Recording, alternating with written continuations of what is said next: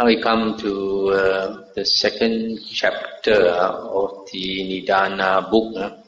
It's the 13th chapter, 13th Sangyutta of the whole Sangyutta Nikaya. It's called the Abhisamaya Sangyutta. It's discourses connected to the topic on the breakthrough to the Dhamma. People who have understood the Dhamma and attained stream entry, how the benefit of it. The first sutta, 13.1. On one occasion, the Blessed One was dwelling at Savatthi in Jeta's Grove, Anatta Pindika's park. Then the Blessed One took up a little bit of soil in his fingernail and addressed the monks thus. That means just put a bit of soil on the fingernail, so little. And then he asked the monks, what do you think? Which is more, the little bit of soil that I have taken up in my fingernail, or this great earth? And they said, remember, sir, the great earth is more. The little bit of soil that the Blessed One has taken up in his fingernail is trifling. It does not amount to 100th part, or 1,000th part, or 100,000 part of the great earth. And the Buddha said, so too, monks, for a noble disciple, a person accomplished in view, that means who has attained right view, who has made the breakthrough, the suffering that has been destroyed and eliminated is more, while that which remains is trifling. The latter does not amount to 100th part, or 1,000th part, or 100,000 part of the former mass of suffering that has been destroyed and eliminated, as there is a maximum of 7 more lives. Of such great benefit, monks, is the breakthrough to the Dhamma. Of such great benefit is it to obtain the vision of the Dhamma. That's the end of the sutta. So here the Buddha says, the person who has attained right view, who has obtained vision of the Dhamma. Vision of the Dhamma is Dhamma Chakku. Sometimes they translate it as the eye of the Dhamma, but vision of the Dhamma is more correct. That means a person who has understood basically basic understanding of the Four Noble Truths, and he has become a first path attainer. So such a person has a maximum of 7 more lives before he enters Nibbana. Cannot be more than 7 more lifetimes. Whereas if a person has not attained right view or the vision of the Dhamma, then the lifetimes remaining is countless. So that's why a person with 7 more lifetimes, the suffering is very little, because once he has become an Arya, a stream enterer, the blessing is so great, he will only be born either in heaven or in the human plane. And in both also he will have a very good life. Because even he comes back as a human being, his blessing is so much that he will definitely have a very, very good life. So here, this is the benefit of understanding the Dhamma. It's not the same with attaining jhana. Even if you attain jhana and you have all the various types of psychic power, King Yama is still waiting for you.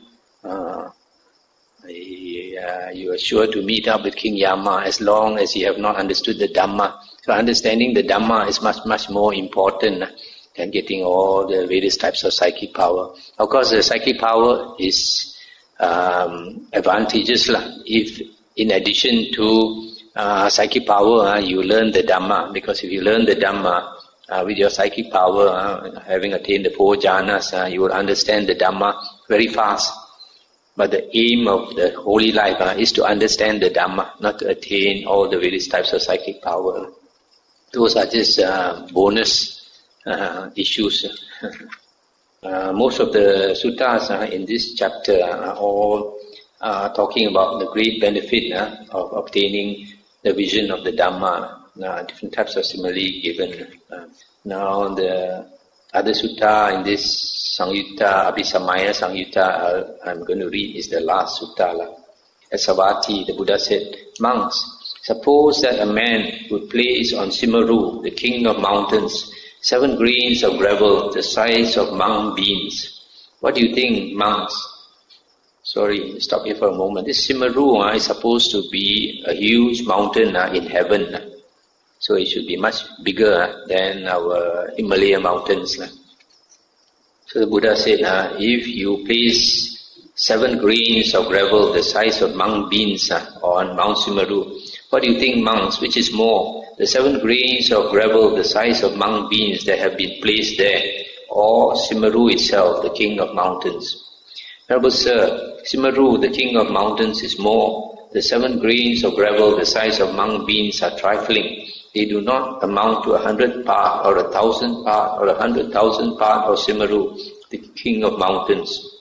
And the Buddha said, so too monks, the achievement of ascetics, Brahmins and wanderers of other sects do not amount to 100 part or 1,000 part or 100,000 part of the achievement of a noble disciple, a person accomplished in view, who has made the breakthrough. So great in achievement, monks, is a person accomplished in view, so great in higher knowledge. Maha Abhinya. That's the end of the sutta. So here the Buddha says, all those external sect ascetics and Brahmins, with all their psychic powers and all their other achievements, nothing compared to Aryan disciple of the Buddha who has attained right view.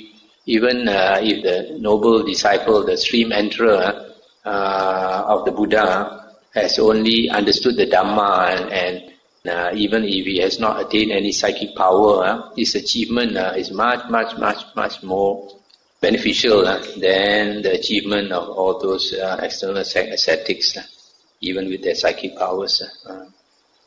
So that's how important it is to learn the Dhamma and understand the Dhamma. If you learn and understand the Dhamma, this we say this book is worth its weight in gold, much more than its weight in gold.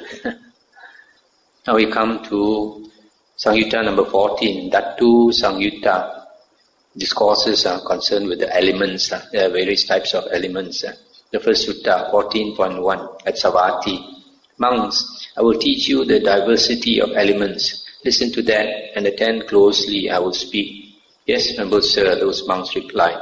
The Blessed One said this, and what, monks, is the diversity of elements? The eye element, form element, eye consciousness element, the ear element, sound element, ear consciousness element, the nose element, odor element, nose consciousness element, the tongue element, taste element, tongue consciousness element, the body element, tactile object element, body consciousness element, the mind element, mental phenomena element, mind consciousness element. This, monks, is called the diversity of elements. So here the Buddha is talking about the 18 elements concerned with the six sense organs. The 6 sense organs are the eye, the ear, nose, tongue, body and mind. And here it mentions the sense organs and then the sense object. The sense object is form, sound, smell, taste, touch and thoughts. These objects impinge on your senses. And then with the two conditions, the consciousness arises. For example, with the eye and the form present, the eye consciousness will arise. So the third thing is the consciousness. So these are the 18 elements. Now we go to another sutta that talks more about this. 14.4 at Savatthi, Buddha said, monks, it is in dependence on the diversity of elements that there arises the diversity of context. In dependence on the diversity of context that there arises the diversity of feelings. And what, monks, is the diversity of elements? Then here, the eye element. He repeats the 18 elements. The eye element, the form element, the eye consciousness, and then the nose, the second one is the ear, and the sound and ear consciousness, and then the nose, the odor and nose consciousness element, etc. Just like just now, the 18 elements. This is called the diversity of elements. And how is it, monks, that in dependence on the diversity of elements, there arises the diversity of context, that in dependence on the diversity of context, there arises the diversity of feelings. In dependence on the eye element, there arises eye contact. Independence on eye contact, there arises feeling born of eye contact. I stop here for a moment. Here we just consider one sense base. Here the Buddha is saying, first you must have the eye element. And then having the eye element and the form element, the object of the eye. Because of these two conditions, the consciousness arises. And then when the three of them come into contact or meet, there is the eye contact. And once you have the eye contact, feeling arises. The mind starts to work. Feeling arises. And then later followed by other things we will see later. Similarly, independence on the ear element, there arises ear contact. Independence on ear contact, there arises feeling born of ear contact. And similarly for all the other senses. It is in this way, monks, that independence on the diversity of elements, there arises the diversity of contacts. The independence on the diversity of contacts, there arises the diversity of feelings. The next sutta is 14.7 at Savatthi. Monks, it is independence on the diversity of elements that there arises the diversity of perceptions. Independence on the diversity of perceptions that there arises the diversity of intentions. Independence on the diversity of intentions that there arises the diversity of desires. Independence on the diversity of desires that there arises the diversity of passions. Independence on the diversity of passions that there arises the diversity of quests. And what monks is the diversity of elements, the form, element, etc., as we read just now, the 18 elements. And how is it, monks, that independence on the diversity of elements there arises the diversity of perceptions, etc.? Independence on the form element, we consider one base, one organ, one sense base. Independence on the form element, there arises perception of form. Independence on perception of form, there arises intention regarding form. Independence on intention regarding form, there arises desire for form. Independence on desire for form, there arises passion for form. Independence on passion for form, there arises the quest for form. Stop here for a moment. You see, if you have the eye organ, a good eye organ, then form comes before your eye. Then eye consciousness arises. Once eye consciousness arises, if the three of them make contact, then with contact as condition, feeling arises. And once feeling arises, is followed by perception. Perception. Meaning, for example, suppose I see something, and then immediately, because of contact, feeling arises, whether it's a pleasant sight or an unpleasant sight. And then after that, you have a certain perception. Oh, this is a beautiful sight, or this is an ugly sight, or this is a frightening sight. So that is the perception. After the perception, there's intention. Once you have the perception, the intention is what you want to do. What you want to do. Then after intention arises desire for it. Then after the desire, there is passion. Passion, probably greater desire. And then there is the quest for it. You pursue it. So, and then after that, once you pursue it, then probably you attain it. So similarly, for the other sense organs, independence on the last one here mentioned, independence on the mental phenomena element, there arises perception of mental phenomena. Independence on perception of mental phenomena, there arises intention regarding mental phenomena. Independence on intention regarding mental phenomena, there arises desire for mental phenomena. Independence on desire for mental phenomena, there arises passion for mental phenomena. Independence on passion for mental phenomena, there arises the quest for mental phenomena. It is in this way, monks, that independence on the diversity of elements, there arises the diversity of perceptions. Dependence on the diversity of perceptions, that there arises the diversity of intentions. Independence on the diversity of intentions, that there arises the diversity of desires. Independence on the diversity of desires, that there arises the diversity of passions. Independence on the diversity of passions, that there arises the diversity of quests. That's the end of the sutta. 14.11. Here talks about the 7 elements. Monks, there are these 7 elements. What 7? The light element, the beauty element, the base of the infinity of space element, the base of the infinity of consciousness element, the base of nothingness element, the base of neither perception nor non-perception element, the cessation of perception and feeling element. These are the 7 elements. And this was said, a certain monk asked the Blessed One, Venerable Sir, as to the light element, etc., independence on what are these elements discerned or seen? And the Buddha said, Monk, the light element is discerned independence on darkness. Because of darkness, then you can see the light. The beauty element is discerned independence on foulness, or unattractiveness.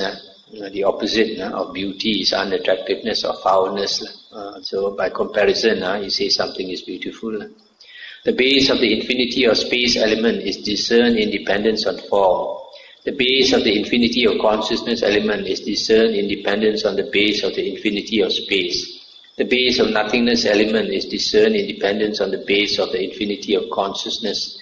The base of neither perception nor non-perception element is discerned independence on the base of nothingness.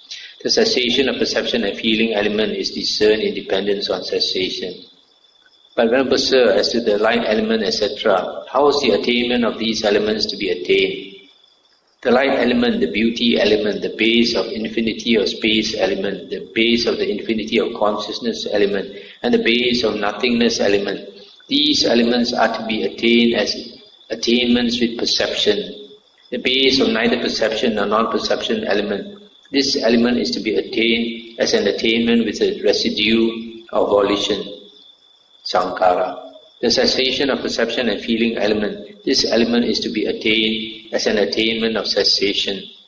That's the end of the sutta. So here the Buddha is saying that the first few light element, beauty, base of infinity of space, base of infinity of consciousness, base of nothingness. These are attainments with perception. Is a kind of perception. And the base of neither perception nor non-perception. This is an attainment with a residue of volition. In this state of neither perception nor non-perception, the consciousness is almost going away. It's almost. Sometimes there is perception, sometimes there is no perception. This perception is, if you have perception, means you have consciousness. So sometimes, because the consciousness is about to cease, so sometimes there is consciousness, sometimes there is no consciousness. So when there is consciousness, there is a residue of volition. You still can have this volition, you can exercise volition, but when there is no perception, then you cannot exercise them. That's why it's a residue of volition. And then the cessation of perception and feeling, which is also the cessation of consciousness, is an attainment of cessation where everything ceases, consciousness ceases, all the 6 consciousness ceases. So for tonight I'll stop here. Anything to discuss?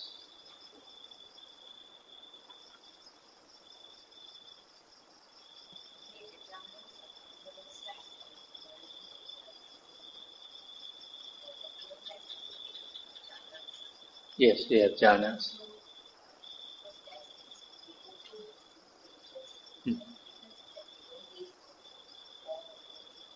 They don't want? On the what? Our Four Noble Truths, yeah.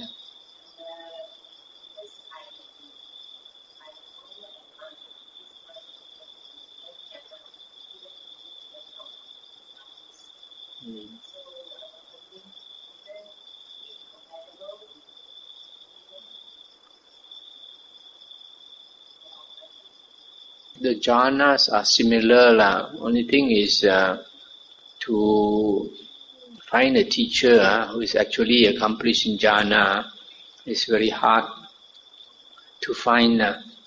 But in the Buddha's teachings, it is not necessary to look for a teacher, because the Buddha In the suttas we see, it's already said that the Dhamma taught by the Buddha is beautiful in the beginning, beautiful in the middle, beautiful in the end. It explains the holy life perfectly, pure as a polished conch shell.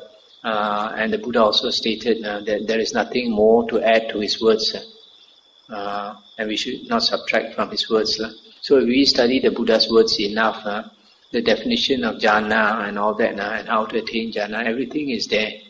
The only thing is our practice, whether we are willing to let go. If you are not willing to let go, then you can never achieve. You see, the Buddha's disciples, having learned the Dhamma, and the Buddha encouraged them to go into the deep forest and live alone. Those monks, they really let go. And when there's nothing else to let go, having let go everything, nothing else to let go, then there's nothing to disturb them. The only reason why we can't get into jhana is all our attachment. All these thoughts that arise in our mind, we look into it, it's basically all our attachment, all the thoughts that disturb us, all your worries. So, if you don't have all these things to worry you, there's no reason why you cannot attain jhana. The only reason we cannot attain is you cannot let go. That's why the Buddha encouraged his disciples, even after they have renounced the home life. That doesn't mean once a person renounced the home life, he has let go totally, Only on the external form, he has let go. Inside, the clinging is still very strong inside. So the Buddha understood that. So after that, the Buddha says, go off and live alone. Go and live alone, and nobody for you to cling to. So the Buddha, there's one sutta, I think called the Nagara Vindeya Sutta, where the Buddha was in a town, and at night, he wanted to give a Dhamma talk. So he asked the lay people, what type of monk is worthy of respect? What type of monk is not worthy of respect? And they didn't know how to answer.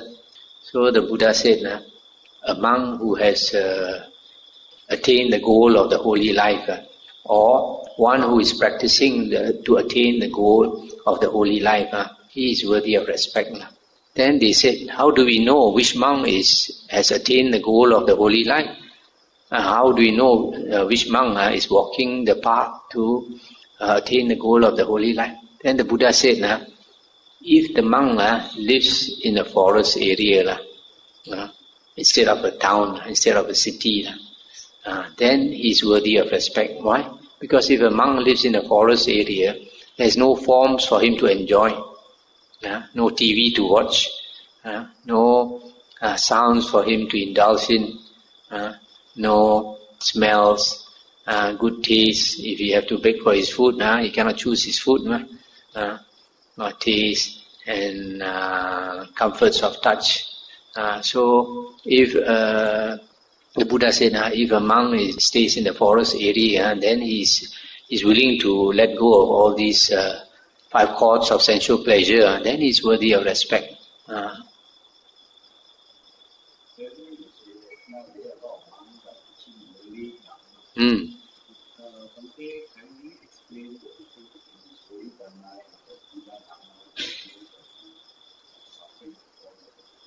Okay, the Buddha stated very clearly just now, if the Dhamma is teaching you to have revulsion, to be dispassionate towards all the conditions that give rise to suffering, namely all the things that bring you to rebirth, then that is, if the Dhamma teaches you to let go of all these things that give you worldly pleasure, that hold you on to rebirth, if you let go of them, then you're practicing the Dhamma. If the Dhamma does not teach you how to let go, then that is not the Buddha's Dhamma.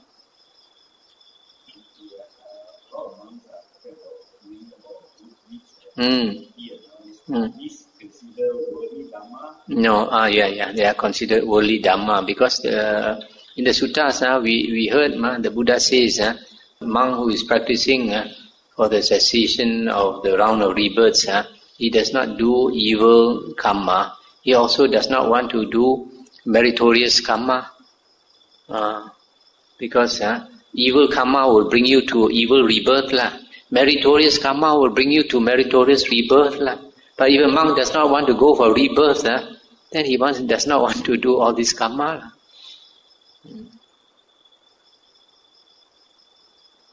Yeah.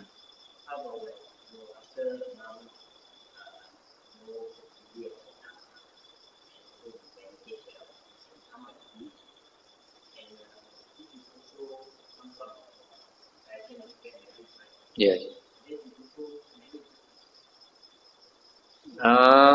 This is different because when you say merit, it means merit in the worldly sense lah. But even though a monk teaches Dhamma, but in the Buddha's teachings, the priority for a monk is his own practice. It is stated somewhere in the suttas that if a monk spends a certain time of the day either to learn the Dhamma or to teach the Dhamma or to repeat the Dhamma, he has to find some time to practice tranquility of mind, to meditate. So if he spends all his time teaching, then he is not practicing what the Buddha advised. He allocates some time to practice tranquility of mind, and then he allocates some time to benefit others through the teaching of Dhamma, because the Buddha says there are 4 types of people in the world. One, he does not benefit himself and he does not benefit others. That's the worst type of person. Slightly better than him is a person who benefits others but does not benefit himself.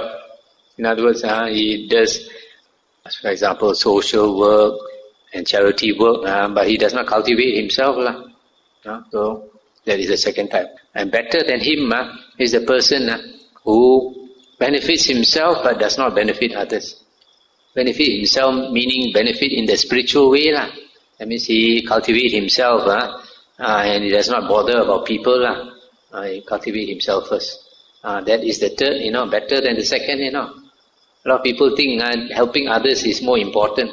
But here the Buddha is saying helping yourself is more important. It's like you are in the mud, you want to help people out of the mud. You are in the mud, how can you help another person out of the mud? You must get out of the mud first before you can help another person out of the mud. That's why the Buddha says the third person, better than the second, is a person who benefits himself but does not benefit others. But the best person is a person who benefits himself and benefits others. So the best type of monk is one who practices himself and teaches others to practice.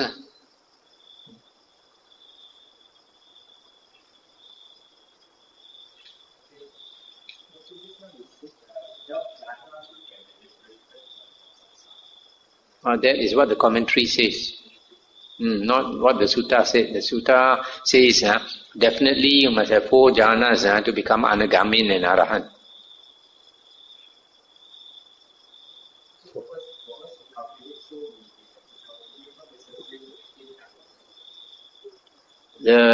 For lay people, in fact, even for monks, the priority is to understand the Dhamma. Just now we just read the sutta. Understanding the Dhamma and attaining the vision of the Dhamma is much more important than getting all the psychic power. Once you understand the Dhamma, then the remaining suffering left for you is only 7 more lifetimes. Whereas if you don't understand the Dhamma, then there's countless lifetimes left for you. You will have to fall into the hell many times. So the priority is to study the suttas and understand. If you can meditate in addition, that's good. But the priority is to study the Dhamma. The Buddha's Dhamma, the suttas, the earlier suttas.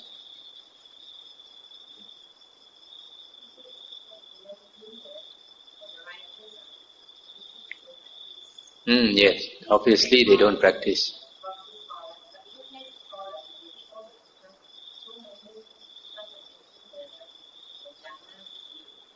Yes. Actually, sometimes you look into this commentary, they do more damage than good. So it's very silly to take the commentary as though it was words of the Buddha. The Buddha already said, they explain the holy life in his teachings, perfect. And there's no need to add anymore. We just take the trouble to study all the suttas, and we have a very complete vision of the Dhamma.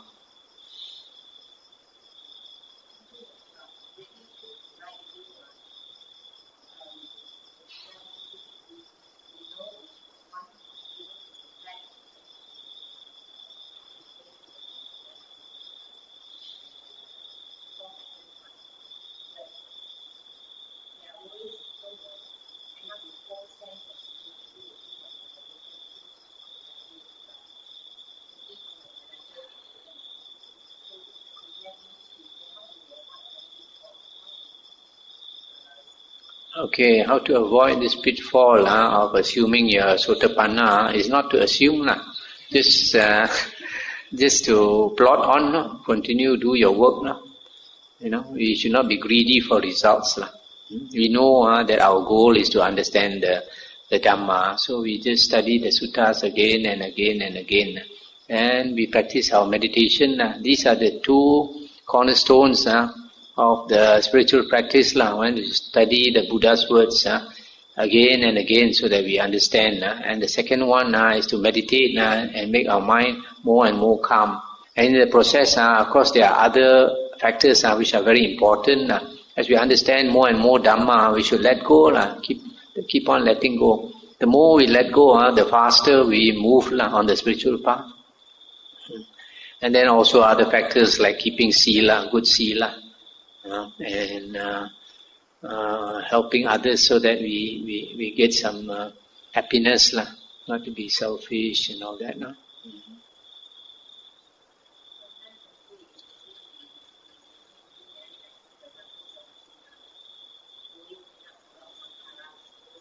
Yeah. We should not look for people to help. If people come to us for help, then we help.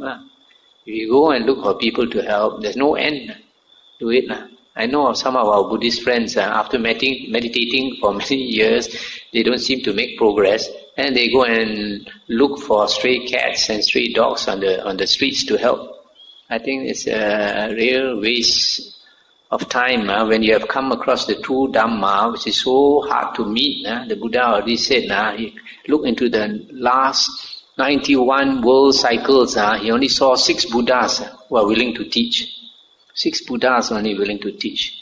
That means, and out of these 6, 3 of them are in our world cycle. That means the last 90 world cycles, there are only 3 Sammasambuddha, which means 30 world cycles before you meet one Sammasambuddha, before you meet the Dhamma. And one world cycle, one aeon or one kappa is so long, the Buddha says, it's difficult to imagine how long it is. So if we having come across the true Dhamma and we don't appreciate it, instead we want to go and help cats and dogs, which there is no end to this type of work. After you help cats and dogs, how about going and help the rats? I'm going to help the insects. I'm going to help the birds. Where God end? All this is rubbish. All beings are basically we cannot help because our life we depend on our karma. Every one of us we are dependent on our karma. Every moment we live, we continue to live as a human being because we have the good blessing to support us. The moment our blessings is used up, immediately we will die.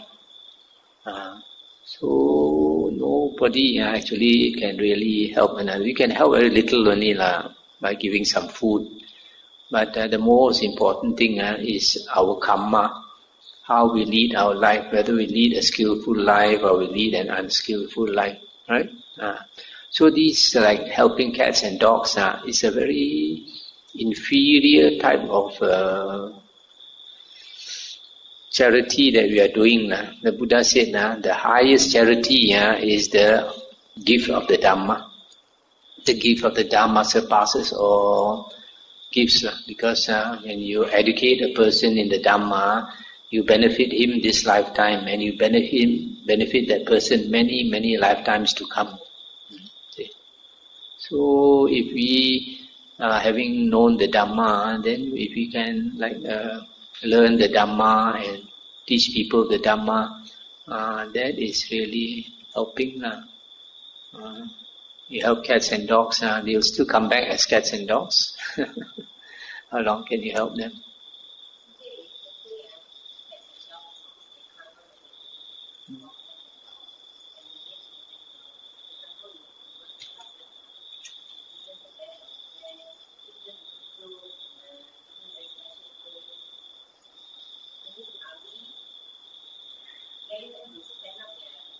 Yes. In a way, yeah.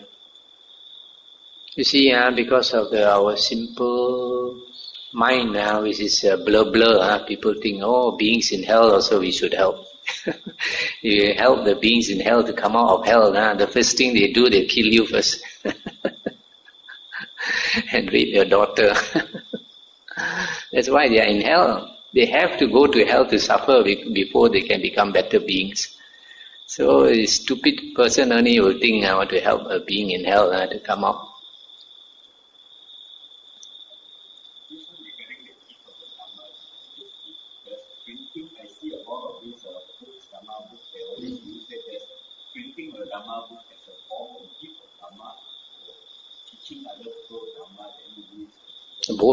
Both. Only thing is nowadays sometimes a lot of the books that we print are not really in accordance with the Buddha's teachings. So if you can print like the Nikayas and give to people, that's really good. That day one of our devotees was telling me, how is it nobody is printing Nikayas?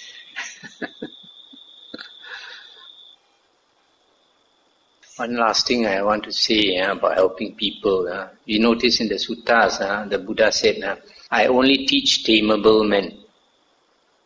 I only teach tameable men.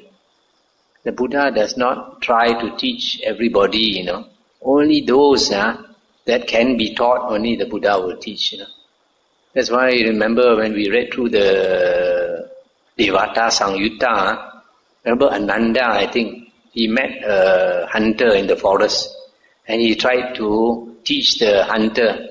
The Deva came and scolded him, you're wasting your time, why are you going to teach this fool, he's not going to listen to you.